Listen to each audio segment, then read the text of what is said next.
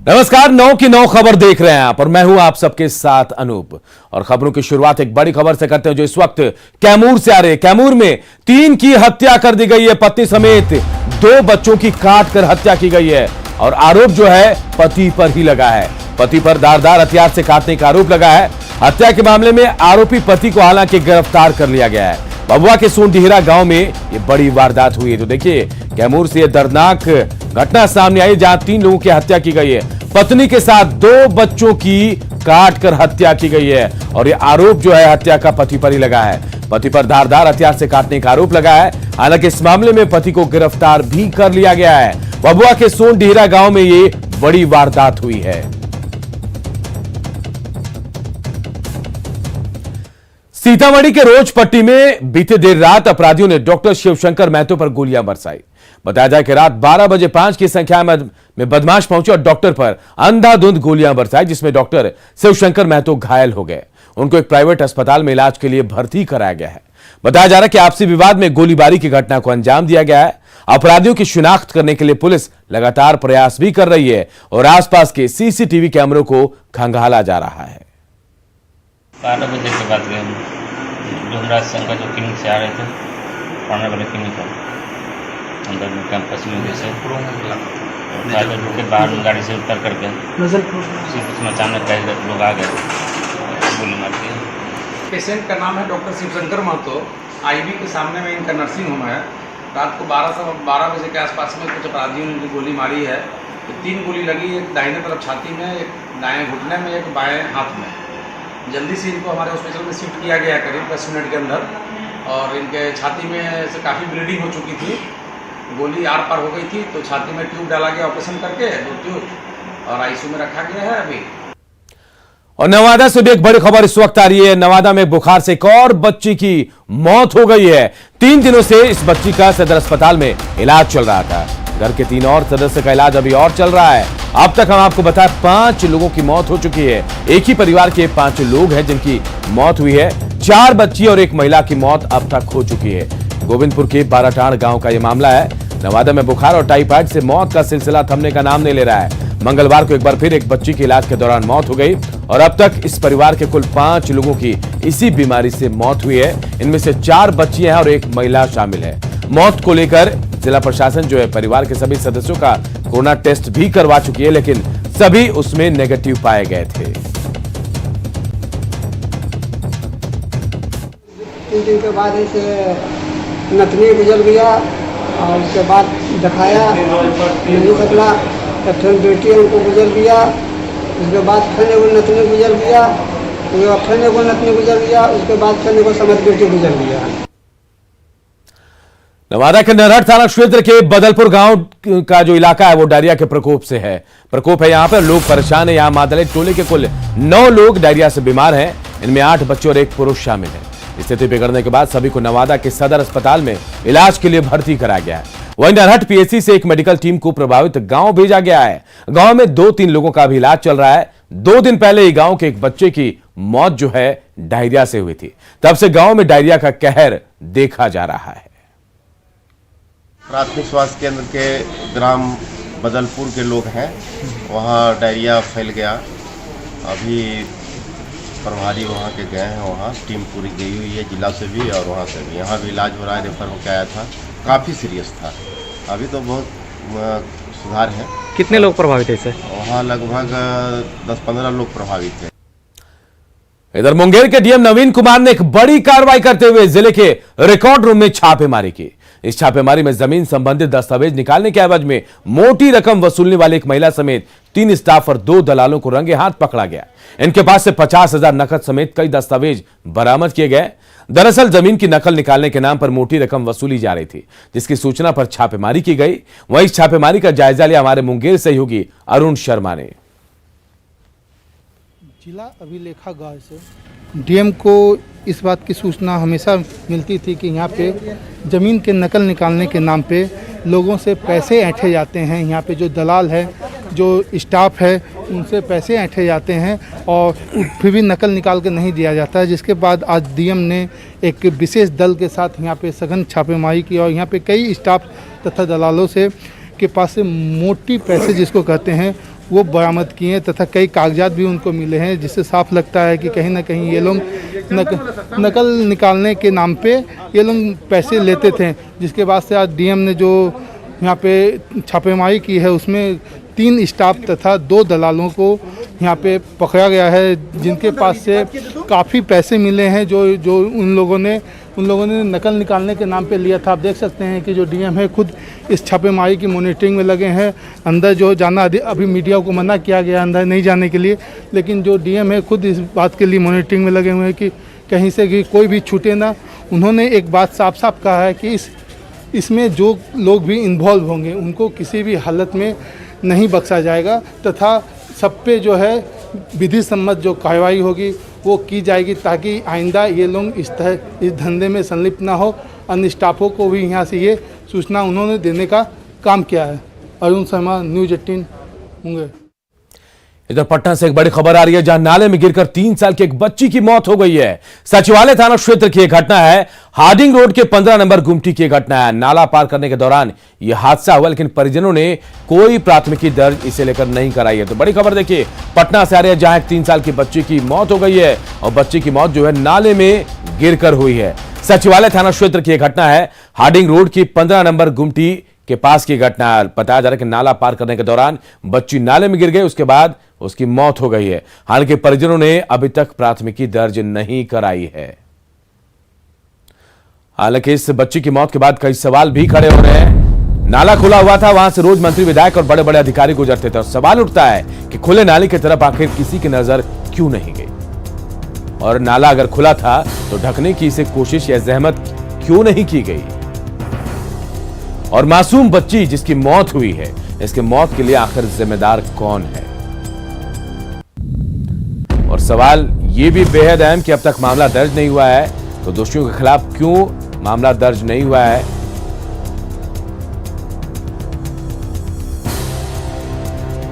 नगर निगम की कब नींद खुलेगी, कुंभकर्णी नींद, कब प्रशासन जागेगा, तमाम सवाल हैं जिनका जवाब बेहद जरूरी है। आनंद अमृतराज हमारे सहयोगी इस खबर पर हमारे साथ जुड़े। आनंद, कैसे इस बच्ची की मौत हुई है, क्योंकि पहला हादसा नहीं है, इससे पहले भी कई बार हमने तस्वीरें देखी है, खुले नाले में जाने से, गिरने से कईयों की मौत अब तक हो चुकी है। आखिर कार्रवाई क्यों नहीं करती है प्रशासन?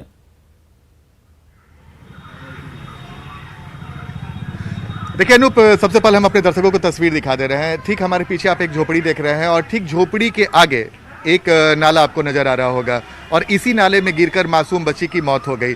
और हैरानी की बात यह है कि इसी नाले से अभी भी जो लोग हैं, इस मोहल्ले के लोग हैं, इसी नाले से आते जाते हैं और यहाँ पे एक अच्छी खासी आबादी भी बसी हुई है। तो सवाल यही है कि कल परसों देर शाम की ये घटना है और कल सुबह में 9 बजे उस छोटे से मासूम बच्ची की जो बॉडी है वो मिली है। देखिए हमारे साथ उनके रिश्तेदार भी हैं। आपका नाम क्या हुआ? नाना उनका है ना। अच्छा, आप नाना है उसके। अच्छा, बच्ची की मौत कैसे होगी, कैसे इस नाले में कैसे गिर गई? इसमें गिर गई, अब तो मोबाइल में उठा, अब हम लोग थे नहीं, पता नहीं चला, गिर गया। पूरा पानी बरखा था, भरल था। तो बच्ची बाहर कैसे आ गई? घर में से निकल के अब मोबाइल सुतल उठा जा रहा था, गिर गया। पता हम लोग है ही नहीं था।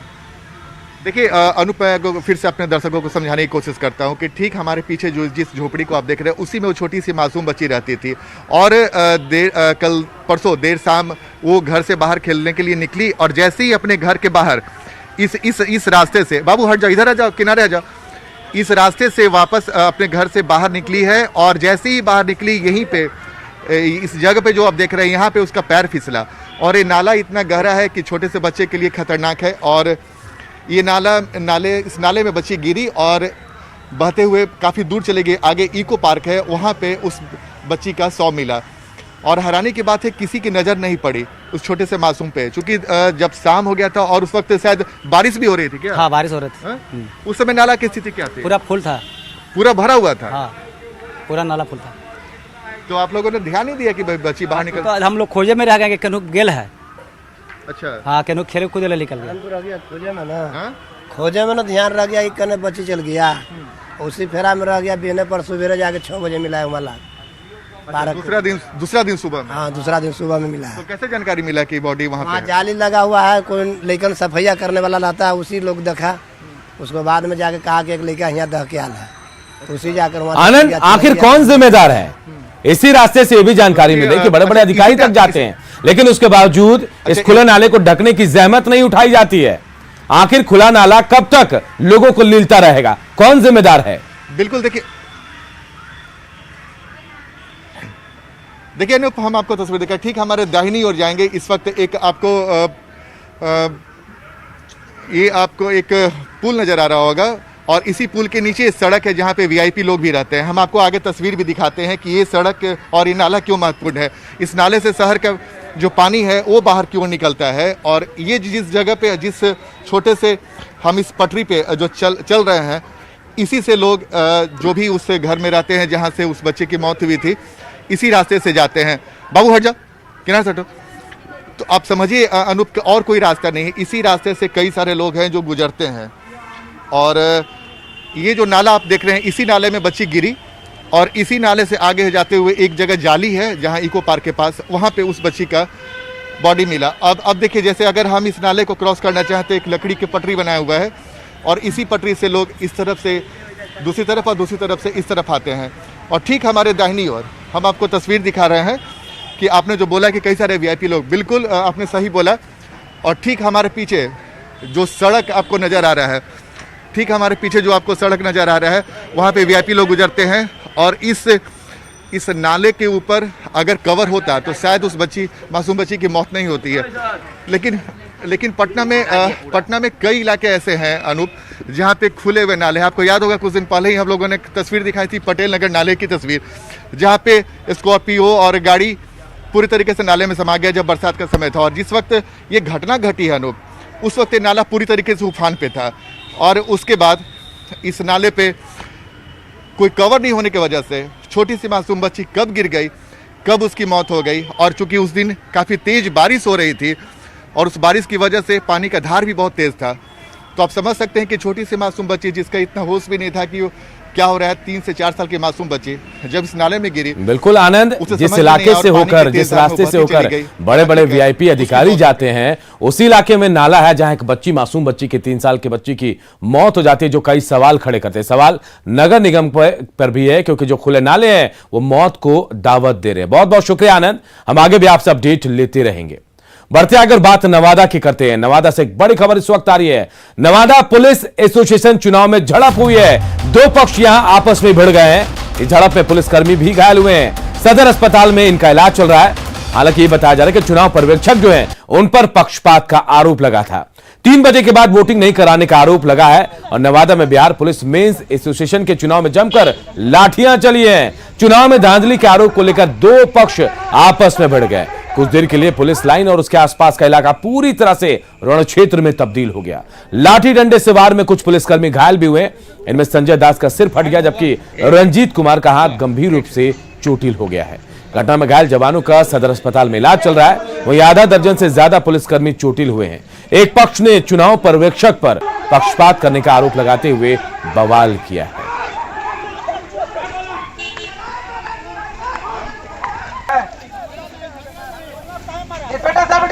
खाना लाने गए थे तो वो लोग आपस में लड़ाई झगड़ा करके बाहर से आ रहे थे। अच्छा। हमको देखा तो पकड़ लिया मनेंद्र कुमार। अच्छा। क्यों मारा? पूछने लगे तुम कौन है, हम बोल के नहीं पहचानते हैं। उसी पर डंडा से मार। खबर सहरसा से, जहां अवैध रूप से आईसीयू संचालन मामले में एसपी लिपि सिंह ने बड़ी कार्रवाई की। पुलिस कार्यालय के तकनीकी सेल में पदस्थापित दारोगा मंगलेश कुमार मधुकर समेत 4 लोगों पर आरोप है कि जिसमें दारोगा मंगलेश कुमार मधुकर के खिलाफ अनुशासनात्मक कार्रवाई शुरू कर दी गई है। इस मामले में 3 और पार्टनर है, जिनमें एक सरकारी शिक्षक तो दूसरा स्वास्थ्य विभाग का कर्मचारी है। इन पर संबंधित विभाग के वरीय अधिकारियों को कार्रवाई के लिए पत्र लिखा गया है। दरअसल अमित आनंद नाम का एक शख्स पूरब बाजार स्थित राइस मिल कैंपस में अवैध रूप से आईसीयू और ट्रॉमा सेंटर चलाता था। इसमें कोई डॉक्टर भी कार्यरत नहीं था। इसमें आरोपी दारोगा, शिक्षक और स्वास्थ्य विभाग का कर्मचारी शामिल है। बिना डॉक्टर अवैध रूप से आईसीयू चलाने और मरीज की जिंदगी से खिलवाड़ करने की शिकायत के बाद एसपी लिपि सिंह ने ये कार्रवाई की है।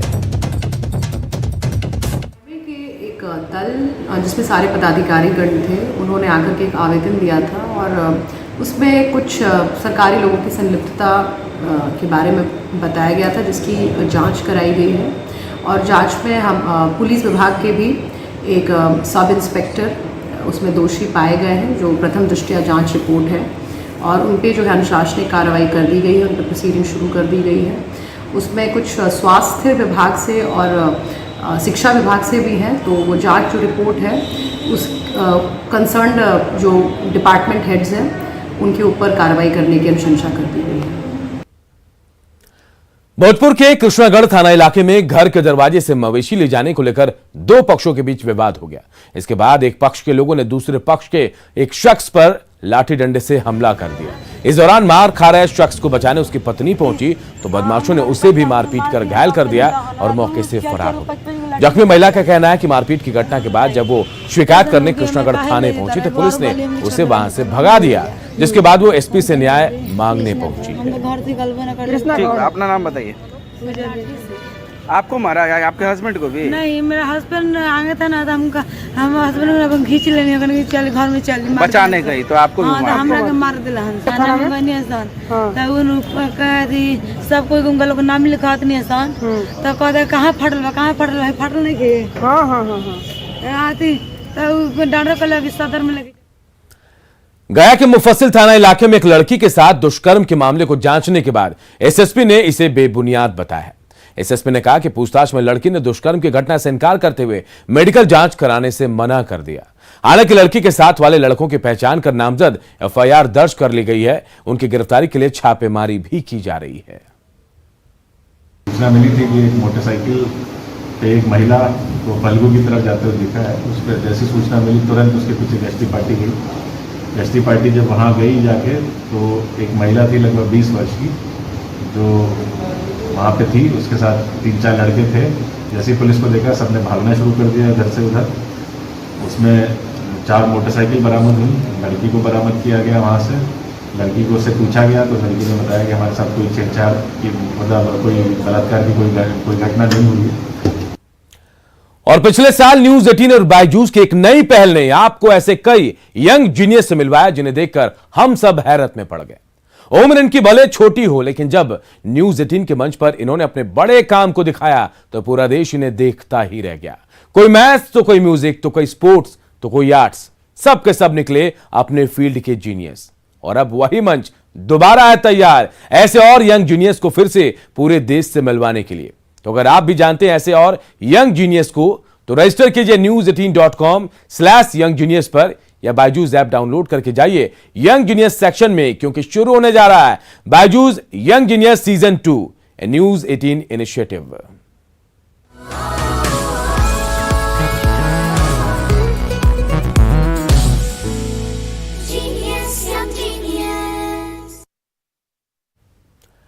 राजस्थान के शहरों, कस्बों और गांवों की गलियों में घूमते हुए आपको पुरानी हवेलियों और घरों के ऊपर बारिश के पानी को इकट्ठा करने के टैंक देखने को मिल जाएंगे। यह सदियों पुरानी व्यवस्था पानी को बचाने के लिए बहुत से सिस्टम में से एक है। ये बहुत प्रभावी और जरूरी तरीके हैं जिन्हें अब भुला दिया गया, क्योंकि घरों में जरूरत के लिए नल का पानी मुहैया कराया जाता है। सच तो यह है कि अगर ये टैंक इस्तेमाल में बने रहते तो यह आत्मनिर्भरता का एक सटीक मॉडल बन सकते हैं। राजस्थान के ऊर्जा मंत्रालय की मिशन पानी पर हमारी आपसे खास अपील है। देखिए मिशन पानी की ये खास रिपोर्ट।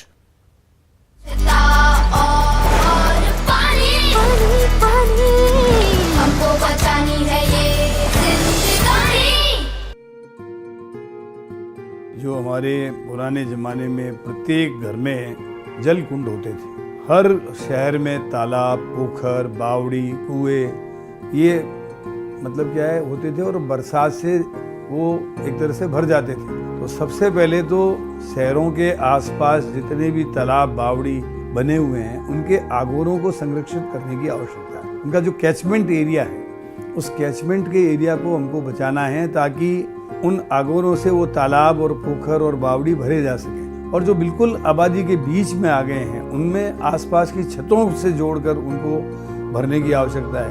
1-2 बरसात में ही, हालांकि बरसात औसत बरसात हमारे इधर कम है डेजर्ट में, लेकिन इसके बावजूद भी पहली दूसरी बरसात में हमारा जल कुंड भर जाता है और वो पूरे साल भर 15 व्यक्तियों के परिवार के लिए नहाने में, खाने में, पूजा में, सब में काम आता है। तो ऐसे जल कुंड राजस्थान में drought prone area programme DDP programme के अंतर्गत बनाए गए थे। आज लाखों की संख्या में जल कुंड राजस्थान में आपको खेत खेत में मिलेंगे और शहरों में भी आपने देखा होगा कि प्राय जो पुराने घर हैं उनमें आज भी छत का पानी जो है उनके घर के टांकों में, घर की जल कुंड में आता है और वो सुरक्षित रहता है। तो इनको बचाने की आवश्यकता है। आजकल जैसे घर घर जल के कनेक्शंस हुए हैं, इस तरफ ध्यान देना बंद कर दिया है। तो मैं आम जनता से अपील करता हूँ कि वे अपने पुराने जल कुंडों को, बावड़ियों को, पोखरों को, तालाबों को, इनकी आगोरों को बचा के रखें और उनको संरक्षित, सुरक्षित और इस विरासत को संजोए रखें।